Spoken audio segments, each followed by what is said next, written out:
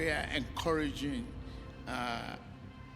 the entire world to pay attention to Zaire and the countries around us in ECOWAS.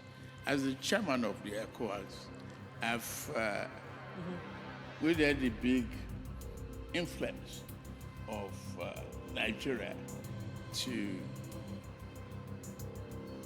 discourage unconstitutional change of government. That is stabilizing. Equally, we have eased the sanctions. We need to trade with one another, not fight. At the recent World Economic Forum conference held in Saudi Arabia, the West was shocked after listening to what the Nigerian President Tinubu and Rwandan President Paul Kagame said. For the West, President Tinubu is a puppet who will do and say whatever the West asks. However, he proved that wrong by openly and explicitly defending Burkina Faso, Mali, and Niger. Instead of discussing disagreements, he represented Africa as a united continent that will not fight when the world observes it. Instead, it will be united whether the West likes it or not. But that's not it. Along with Paul Kagame, he said things the West would not have imagined in its worst nightmares. But what more did they both say that has sent shockwaves? Let's know about that in this video.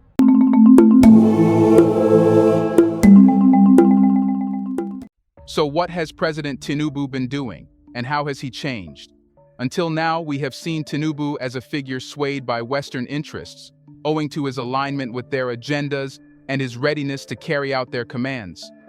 This perception came to a head during the coup in Niger, where Tinubu's deployment of Nigerian troops to reinstate President Bazoum, seemingly at the behest of Western powers, underscored his role as a channel for external interests in Africa.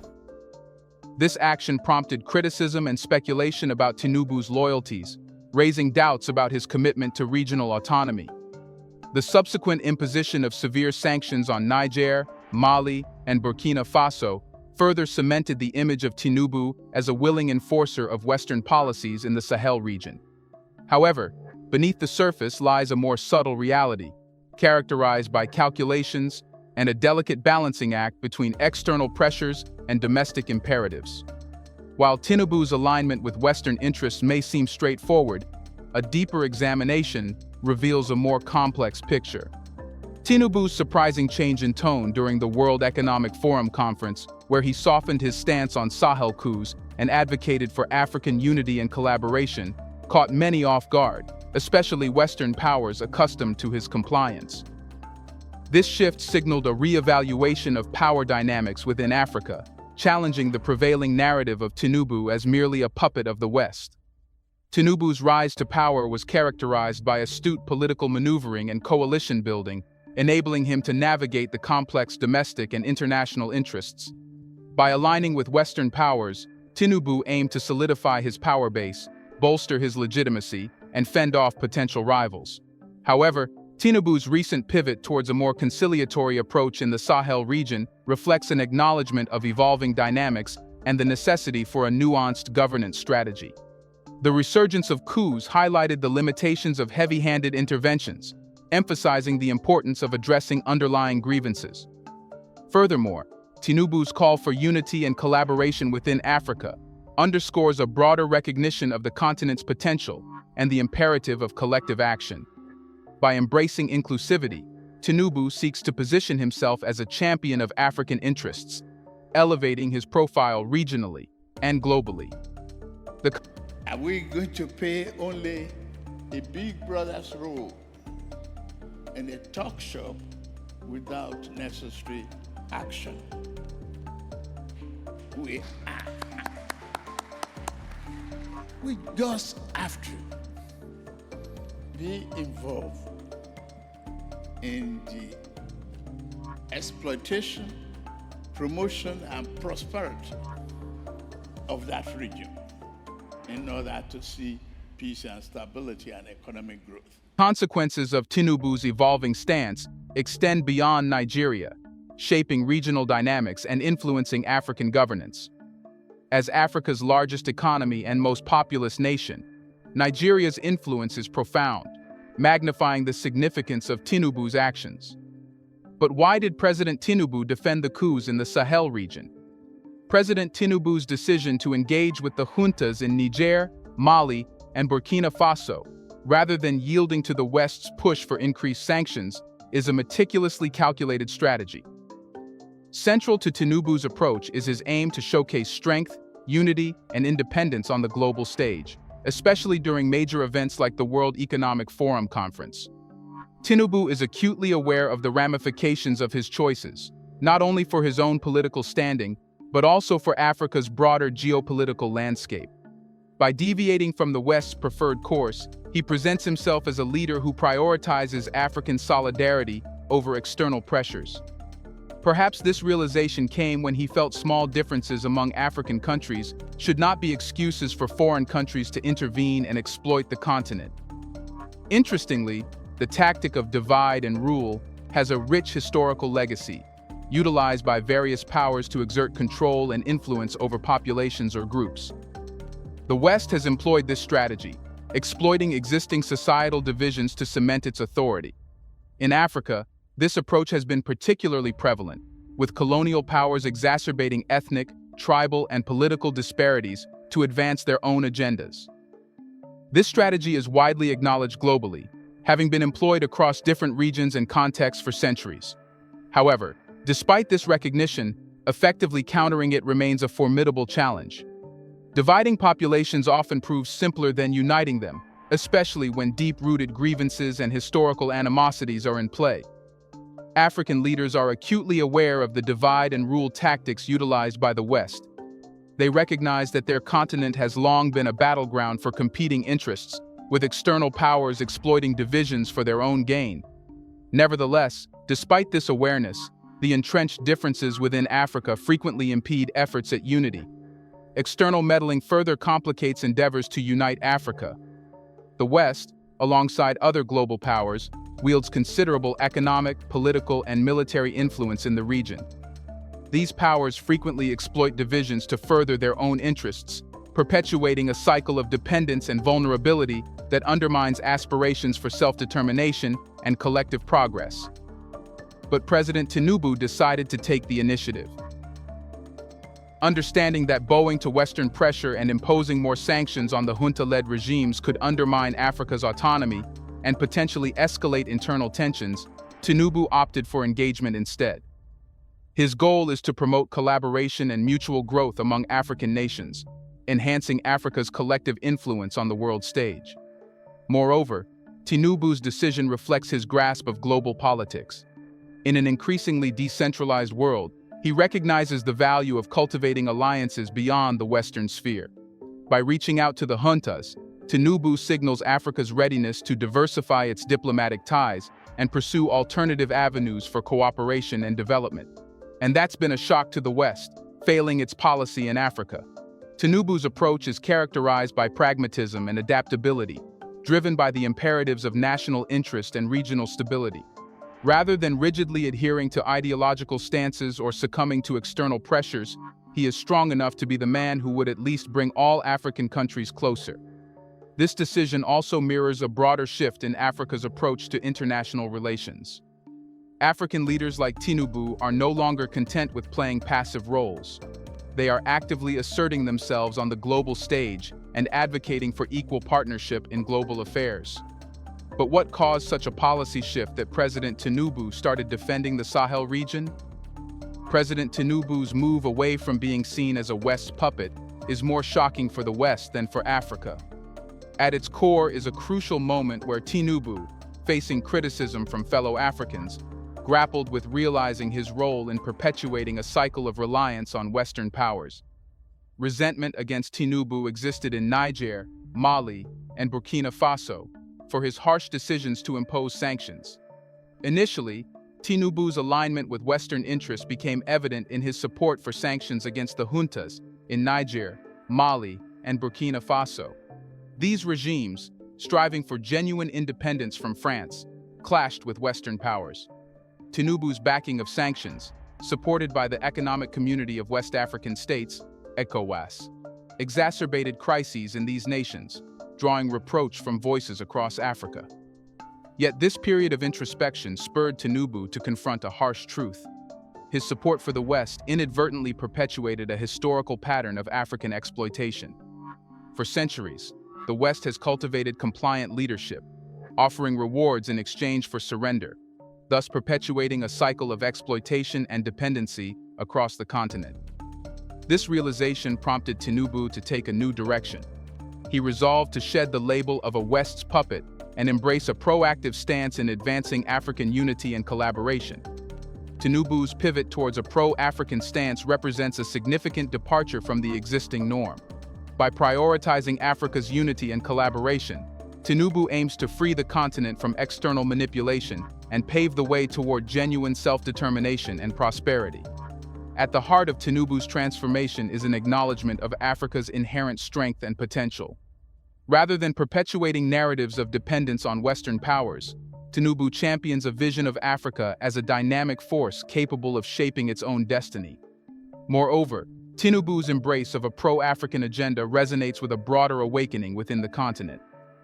African leaders and citizens are increasingly challenging established norms and advocating for a more assertive role in global affairs.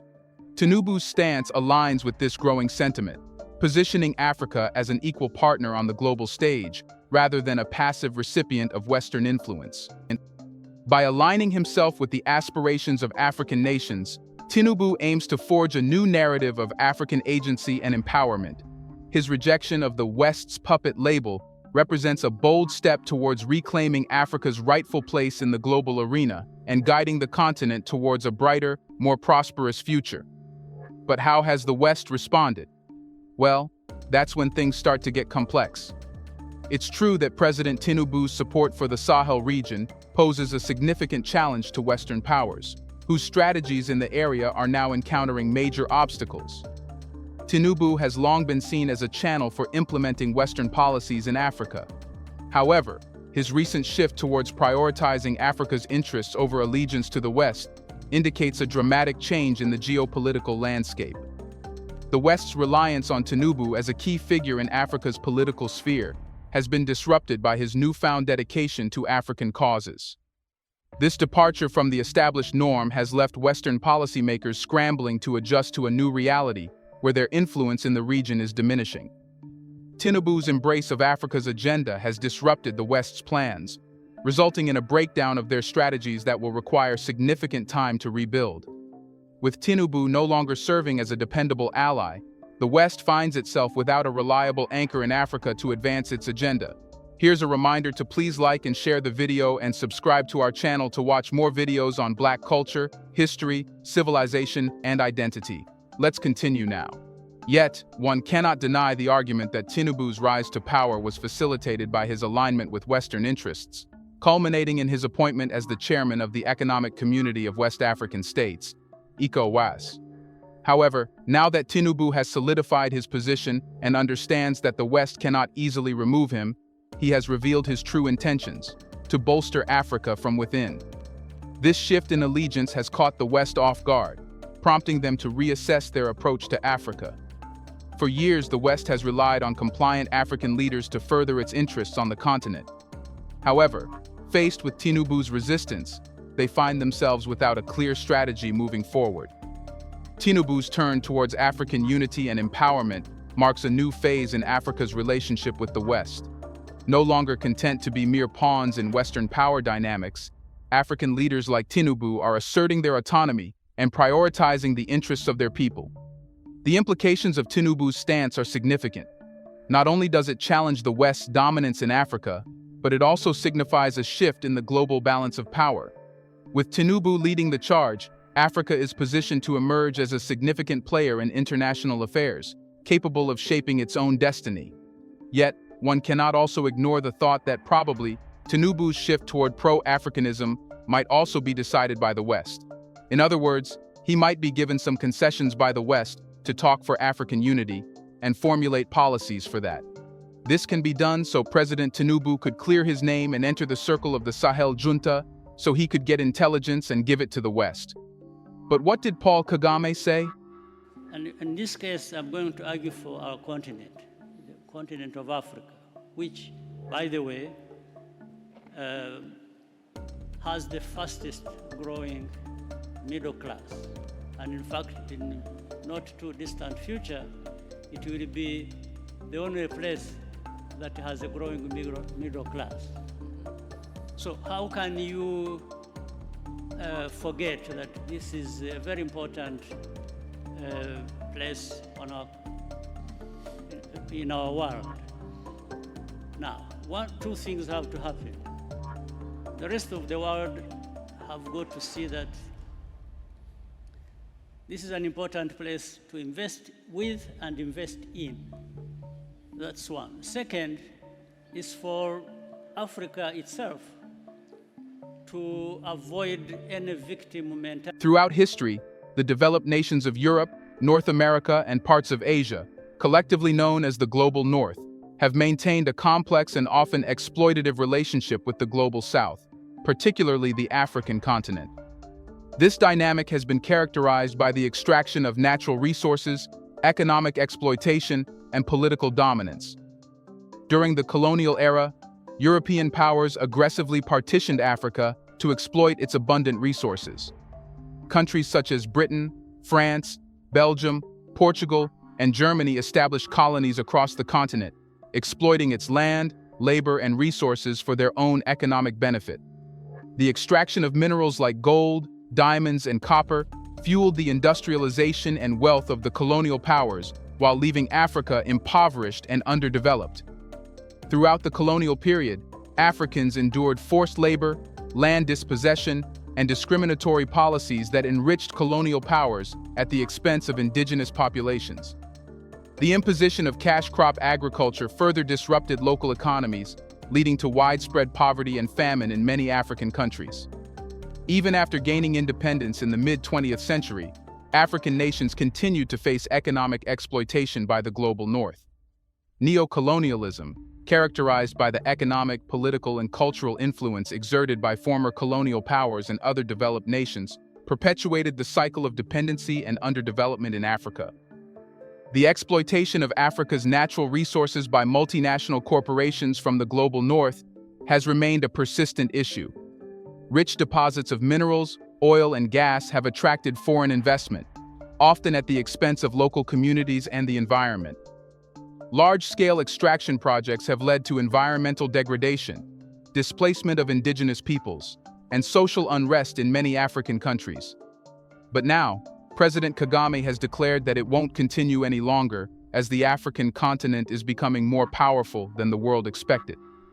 It's gaining the power to simply close doors on the West without entertaining any thoughts that it will be punished.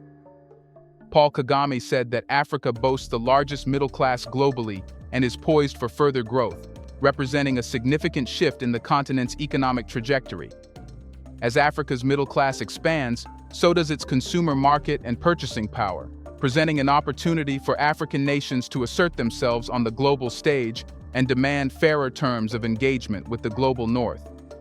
Kagame's call for increased investment in Africa reflects a growing recognition of the continent's potential as an economic powerhouse. With a burgeoning middle class and rising demand for goods and services, Africa offers lucrative investment opportunities for businesses and governments alike. By investing in Africa's infrastructure, education, healthcare, and technology sectors, the Global North can contribute to the continent's sustainable development and economic prosperity. However, if the world did not respect Africa and its middle class, Africa would get recognized by force. This will be done only when Africa discards its victim mindset and takes command of its natural riches. Kagame said that Africa possesses the world's largest middle class and presents extraordinary market demand, highlighting the untapped potential ripe for exploitation. Kagame's message strikes a chord with an increasing number of African leaders and citizens, echoing the pressing need to liberate themselves from the grip of exploitation and carve out a path towards self-sufficiency and prosperity. Africa has long been trapped in a narrative of victimization, subjected to relentless exploitation and manipulation by external forces.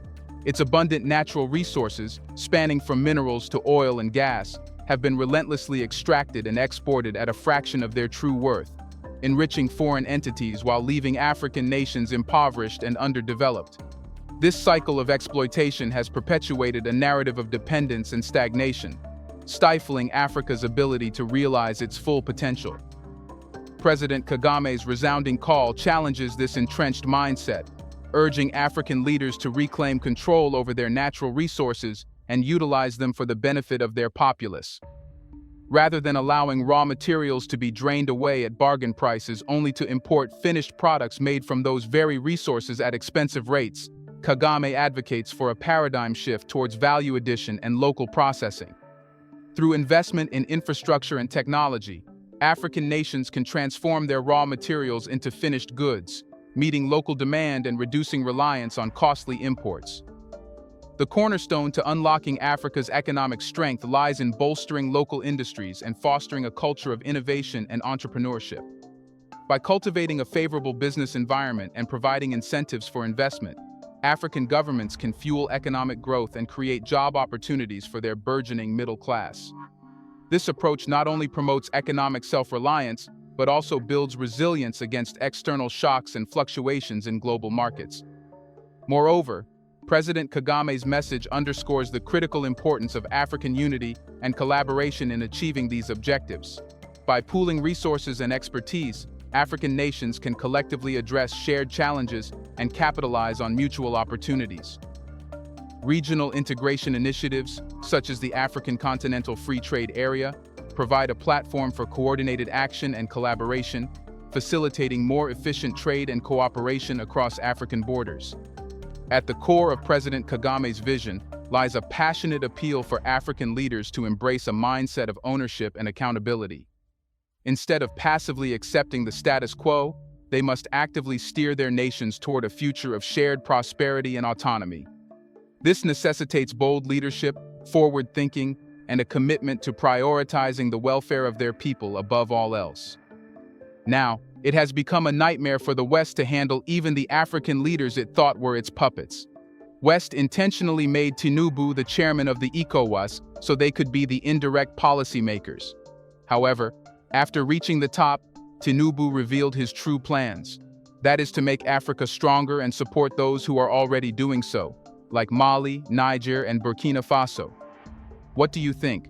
Did Nigerian President Tinubu defend Burkina Faso, Niger, and Mali out of goodwill?